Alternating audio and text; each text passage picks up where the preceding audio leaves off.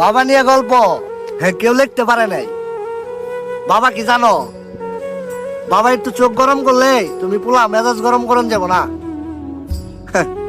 এই সকালবেলা উঠে বাবা কাজে গেছে, কেউ খোলায় কাজ করে, কেউ রিক্সা চালায়, তার হলো বাবা। যেভাবে হোক পরিশ্রম করে তোমার পোলারে খাওয়াইছে, আর ওইভাবে একটু চোখ গরম করবো আর বাপের লগে তুমি যে পাঙ্গা লইবে, না না তা হইব না। বাপ কি জানো, চৈত্র মাসের রোদ দেখছো না, খা খা মাটি মাইরা যায়। ওই রোদের সময় চকের মধ্যে থাইকা দেখো, রোদটা মনে হয় যে শরীরের একগা চামড়া পুইরা ঠুসকা হয়ে যাইবো। আর এখানে যদি বট গাছ থাকে, ওই বট গাছের নিচে যায় বইও কেমন ছায়া দেয়। বাবা যদিও বুইরা হয়ে যায়, বয়স্ক হয়ে যায়, তাতে সমস্যা নাই, সে বট গাছের মতোই ছায়া দিব।